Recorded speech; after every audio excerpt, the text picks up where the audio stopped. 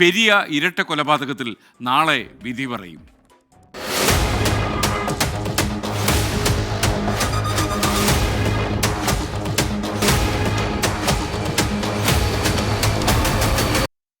രാഷ്ട്രീയ കേരളത്തെ അക്ഷരാർത്ഥത്തിൽ ഞെട്ടിച്ചതാണ് പെരിയ ഇരട്ടക്കൊല.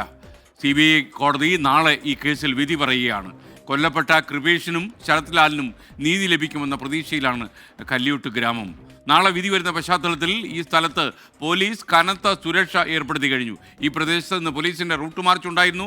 പെരിയ കല്ല്യോട്ട് ഭാഗങ്ങളിൽ പൊതുപരിപാടികൾക്ക് വിലക്കും ഏർപ്പെടുത്തി. കൂടുതൽ വിശദാംശങ്ങളുമായി ബി ദിലീപ് കുമാർ നമുക്കൊപ്പം ചേരുകയാണ്. ദിലീപ് കുമാർ, നമസ്കാരം. പ്രൈം ടൈമിലേക്ക് സ്വാഗതം. ദിലീപ്, യഥാർത്ഥത്തിൽ ഈ സ്ഥലത്ത് ക്രമസമാധാന പ്രശ്നം ഉണ്ടാകാതിരിക്കാൻ പോലീസ് കനത്ത ബന്ദോബസ്ത് ഏർപ്പെടുത്തി. മാത്രമല്ല, റൂട്ട് മാർച്ചൊക്കെ പോലീസ് നടത്തുന്നു. മുൻകരുതലുകൾ ഇത്ര കൂടുതൽ എടുക്കാൻ അവിടെ എന്തെങ്കിലും പ്രശ്നങ്ങൾ അവശേഷിക്കുന്നുണ്ടോ? കേരള രാഷ്ട്രീയത്തിൽ തന്നെ വലിയ വിവാദങ്ങളാണ് ഈ കല്ല്യോട്ട് കൊലപാതകങ്ങൾക്ക് ശേഷം ഉണ്ടായിട്ടുള്ളത്. അത് വളരെ ദാരുണമായ അരുംകൊല, 2 യുവാക്കളെ CPIM പ്രവർത്തകർ ക്രൂരമായി കൊലപ്പെടുത്തിയതുമായി ബന്ധപ്പെട്ട് അതിനെ തുടർന്ന് വലിയ തോതിലുള്ള ജാഗ്രതയാണ് ഈ പ്രദേശത്ത് ഉണ്ടായിരുന്നത്. നാളെ വിധി പറയാനിരിക്കുകയാണ് കൊച്ചിയിലെ CBI കോടതി. ഇതേ തുടർന്നാണിപ്പോൾ ഈ പെരിയ മേഖലയിൽ വലിയ സുരക്ഷ ഏർപ്പെടുത്തിയിട്ടുള്ളത്. ഏതെങ്കിലും തരത്തിലുള്ള പ്രശ്നങ്ങൾ ഉണ്ടാകാതിരിക്കാനുള്ള അതീവ ജാഗ്രതയിലാണ് പോലീസ് ഇപ്പോഴുള്ളത്.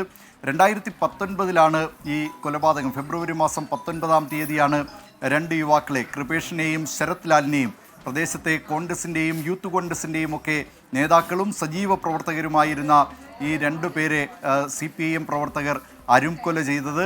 തുടർന്ന് CPIMൻ്റെ പെരിയ ലോക്കൽ കമ്മിറ്റി അംഗമായ പീതാംബരനെ പ്രതി ചേർത്ത് പോലീസ് കേസെടുത്തിരുന്നു.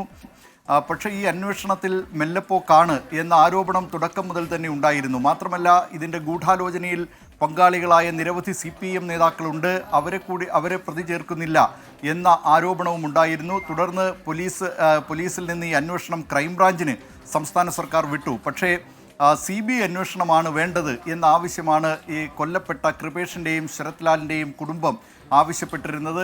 ഈ ആവശ്യവുമായി ഹൈക്കോടതിയെ സമീപിക്കുകയും ചെയ്തു. ഹൈക്കോടതി CBI അന്വേഷണത്തിന് അനുമതി നൽകുകയും ചെയ്തതാണ്. പക്ഷേ സംസ്ഥാന സർക്കാർ പിന്നീട് സുപ്രീം കോടതിയിൽ അപ്പീൽ നൽകുകയും CBI അന്വേഷണം ആവശ്യമില്ല എന്ന നിലപാട് സംസ്ഥാന സർക്കാർ സ്വീകരിക്കുകയും ചെയ്തിരുന്നു.